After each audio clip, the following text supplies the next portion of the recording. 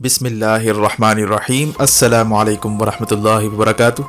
नाज़रीन कराम, ये जो तस्वीर आपके सामने चल रही है ये वो शख्सियत हैं जिन्होंने आसिफ जरदारी और सिंध हुकूमत को गर्दन से पकड़ लिया है, जिसकी पादाश में उनको हाल ही में गिरफ्तार करने की भी कोशिश की गई और इस वक्त माफिया के साथ बड़ी जंग सिंध के अंदर शुरू होने जा रही है। सवाल ये पैदा होता है कि मज़कूरा शख्सियत ने ऐसा क्या कारनामा अंजाम दिया कि सिंध हुकूमत हिलकर रह गई है और जरदारी और इसका पूरा सिस्टम कोशिश कर रहा है कि मज़कूरा शख्सियत को रास्ते से हटाया जाए। और इसमें बड़ी बड़ी ताकतें रियासत को क्या क्या खुफिया मैसेजेस दे रही हैं। अदलिया और इस निज़ाम के सामने कौन सा बड़ा सवाल खड़ा हो चुका है। मज़ीद तफसीलात में जाने से पहले असलियत टीवी को सब्सक्राइब करते हुए बेल आइकन पर क्लिक करें ताकि हर आने वाली वीडियो का नोटिफिकेशन आपको बर वक्त मिल सके।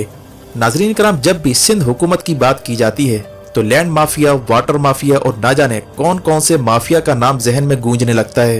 लेकिन आपको आज ऐसी ही कहानी बताने जा रहे हैं जिससे अंदाजा होता है कि माफिया के साथ कौन सा बड़ा मार्का शुरू होने जा रहा है। नाज़रीन कराम, मज़कूरा शख्सियत जिनका नाम आसिफ मेमन है, ये DGKDA के ओहदे पर फाइज हैं। ये कराची डेवलपमेंट अथॉरिटी के डायरेक्टर जनरल हैं। आजकल इनके साथ सिंध हुकूमत और माफिया की जंग चल रही है। इनका कसूर ये है कि ये सिस्टम का हिस्सा नहीं है। अब आपके जहन में सवाल उभर रहा होगा कि ये सिस्टम आखिर है क्या। नाज़रीन कराम, आसिफ जरदारी ने सिंध में फैले करप्शन के नेटवर्क को सिस्टम का नाम दे रखा है और इसी नेटवर्क के तहत सिंध हुकूमत अपने तमाम इदारों पर करप्ट अफसरान मुसल्लत करके हर तरह के नाजायज काम के बदले किकबैक्स और कमीशन वसूल करती है और ये सारा करप्शन का पैसा डॉलर में कन्वर्ट करके बाहर भेजा जाता है, जो जरदारी के बने बनाए सिस्टम के अंदर शामिल हो जाता है। अब ये साहब जिनका नाम आसिफ मेमन है, ये किसी तरह अपनी काबिलियत और अहलियत के बलबूते पर KDA के डायरेक्टर जनरल के ओहदे पर फाइज हुए। सिंध हुकूमत का ख्याल था कि जल्द ही इन्हें भी सिस्टम का हिस्सा बना लिया जाएगा, जैसे माजी में DGKDA को सिस्टम का हिस्सा बनाया गया। लेकिन DGKDA आसिफ मेमन ने जरदारी के बने बनाए करप्शन के इस सिस्टम का हिस्सा बनने से इनकार किया और सिंध हुकूमत की जानिब से नाअहल लोगों को भर्ती करने की राह में यही शख्सियत रुकावट बनने लगी। यहाँ तक कि उन्होंने KDA में बैठी माफिया पर हाथ डालने का फैसला किया, जो कमीशन किकबैक्स लेकर लैंड माफिया के लिए कब्जे का रास्ता हमवार कर रहे थे। ये वो चीज थी जिस पर जरदारी एंड कंपनी को बड़ा धचका पहुंचा। जरदारी और सिंध हुकूमत को ये खतरा महसूस होने लगा था कि आसिफ मेमन अगर DGKDA के ओहदे पर मजीद रहते हैं तो जरदारी का खुफिया सिस्टम बेनकाब हो सकता है और यहाँ से जरदारी के खिलाफ नाकाबिले तरदीद सबूतों की सूरत में इनके खिलाफ केस न सिर्फ मजबूत होगा बल्कि इनका पूरा नेटवर्क जो सिंध से दुबई और लंदन तक चल रहा है वो नेटवर्क किसी भी सूरत में बस्ट हो सकता है।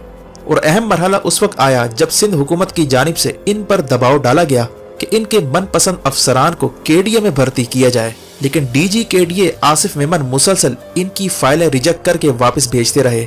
ये बात सिंध हुकूमत को एक आंख ना भाई। चुनांचे सिंध हुकूमत ने अपने मातहत इदारे एंटी करप्शन यूनिट को हुक्म दिया कि इस शख्स पर करप्शन का चार्ज लगाकर गिरफ्तार किया जाए। जैसे ही इन्हें अदालत ले जाया गया तो वहां पर DGKDA आसिफ मेमन ने अदालत के सामने खड़े होकर जो बयान दिया वो सबकी आंखें खोलने के मुतरादिफ है। उन्होंने जज के सामने खड़े होकर कहा कि अगर सिंध में करप्शन खत्म करनी है तो सिंध सेक्रेटेरिएट को खत्म करना होगा। सिंध सेक्रेटेरिएट में कोई भी काम रिश्वत के बगैर नहीं होता। ये वो बयान था जिस पर अदालत में सख्ता तारी हो गया था, क्योंकि असल कहानी जिसके पीछे पूरा सिस्टम परेशान है वो दो लफ्जों में आसिफ मेमन ने बेनकाब कर दिया था। और इंसाफ के अलम बरदारों के सामने एक बड़ा सवालिया निशान खड़ा हो चुका है कि एक ईमानदार 20 ग्रेड का अफसर जो अपनी काबिलियत की बुनियाद पर KDA का डायरेक्टर जनरल बना, उसे एक माफिया सिर्फ इसलिए हटाने पर बजिद है क्योंकि वो करप्ट सिस्टम का हिस्सा नहीं बनना चाहता और माफिया पर हाथ डालना चाहता है। आसिफ मेमन का ये बयान उस पूरे निजाम को बेनकाब करने के लिए काफी है जिसके खिलाफ असल लड़ाई इस 20 ग्रेड के अफसर ने तने तनहा शुरू कर रखी थी। जबानी जमा खर्च और दावे एक तरफ, लेकिन लैंड माफिया पर हाथ डालना दौरे हाजिर में जुए शेर लाने के मुतरादिफ समझा जाता रहा है। 20 ग्रेड के इस अकेले अफसर ने करप्शन के पूरे एम्पायर को हिलाकर रख दिया है। एक तरफ माफिया का मुल्की और बैनुल अक़वामी नेटवर्क है तो दूसरी तरफ इस ईमानदार अफसर की कहानी है। अब देखना यह है कि माफिया के खिलाफ जंग में कौन कौन हिस्सा डालता है और कौन अपना पल्लू झाड़ कर मट्टी पाव की पॉलिसी इख्तियार करता है। करप्ट माफिया और सिंध हुकूमत की जानिब से इस ईमानदार अफसर की गिरफ्तारी ये दरअसल इस पूरे निजाम के लिए बड़ा सवालिया निशान है। अगर ये मौजूदा निजाम ईमानदार अफसर को बचाने में नाकाम होता है तो इस अफसर को शायद दूसरी नौकरी मिल जाए, लेकिन इस मुल्क का मुस्तकबिल, अवाम की फलाह बहबूद और रियासत मदीना का ख्वाब शर्मिंदा ताबीर ना हो। جب تک ایسے ایماندار افسر کی پشت پر ریاست نہیں کھڑی ہو جاتی جو مافیا سے ٹکرانے کے لیے جان کی بھی پرواہ نہیں کرتا۔ واضح ہے کہ ڈی جی کے ڈی اے آصف میمن نے آج سے 3 مہینے قبل ایک انٹرویو دیا تھا جس میں انہوں نے زرداری کے بنے بنائے سسٹم اور لینڈ مافیا کے خلاف کھڑا ہونے کا اعلان کیا تھا، اور یہ وہ انٹرویو تھا جس نے زرداری اینڈ کمپنی کی نیندیں حرام کر دی تھی۔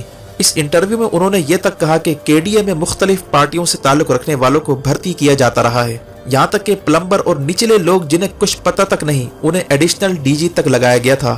وہ انٹرویو کیا تھا یہ ملاحظہ کیجئے۔ ہم نے جب پرسنل فائل منگوائے تو آپ سمجھو 80% لوگوں کے پرسنل فائل ہی نہیں ہے کہ آیا کہاں سے، گیا کہاں، جائے گا کہاں۔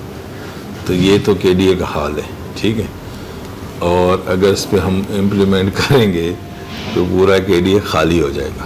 کے ڈی اے میں جس کو بلاتا ہوں وہ آپ کے مطابق آئیں دائیں بائیں کا آدمی نکلتا ہے، انفارچونیٹلی۔ آپ کو پتہ ہے کوئی پلمبر تھا، کوئی کیا تھا، کوئی کہاں گیا، کوئی ایڈیشنل ڈائریکٹر بن گئے۔ اب کیا کرو گے ابھی؟ یا تو ہم اس کو ایک پورا صفائی کریں، اب میں جس دن صفائی کروں گا اس دن کہیں گے بھائی اس کو ہٹاؤ۔ آج ہی مجھے پتہ چلا ہے کہ جو سسٹم بنا ہے 40 فائلیں جو ریکوری میں گئی ہیں وہاں سے غائب ہیں۔ تو یہاں تو میں آپ کو بتاؤں کہ ایک مخصوص گروپ کے لوگ کام کر رہے ہیں ہر جگہ پہ، کوئی کسی پارٹی کا ہے، کوئی کسی پارٹی کا ہے، کوئی کسی پارٹی کا ہے، ہر کسی نے اپنا کونا پکڑا ہوا ہے۔ یہ آپ کو میں ایشورنس دے رہا ہوں کہ اس قسم کا کوئی بھی کام میرے ہوتے ہوئے نہیں ہوگا انشاءاللہ۔ اس پورے جو مافیا کا کنٹرول ہے اس کو بریک اپ کرنا ہے، اللہ تعالیٰ مدد کریں گے انشاءاللہ۔ جہاں تک آپ نے سسٹم کی بات کی ہے، کس میں اتنی ہمت کیوں ہے کہ آپ کا ریکارڈ چینج کر دیتا ہے، کس میں اتنی ہمت کیوں ہے کہ فائلیں ادھر کر دیتا ہے۔ جب تک آپ پنشمنٹ نہیں کرو گے تو آپ کچھ نہیں کر سکو گے۔ وہ پنشمنٹ کا بھی دور آئے گا کیونکہ پالیسی بھی ہے۔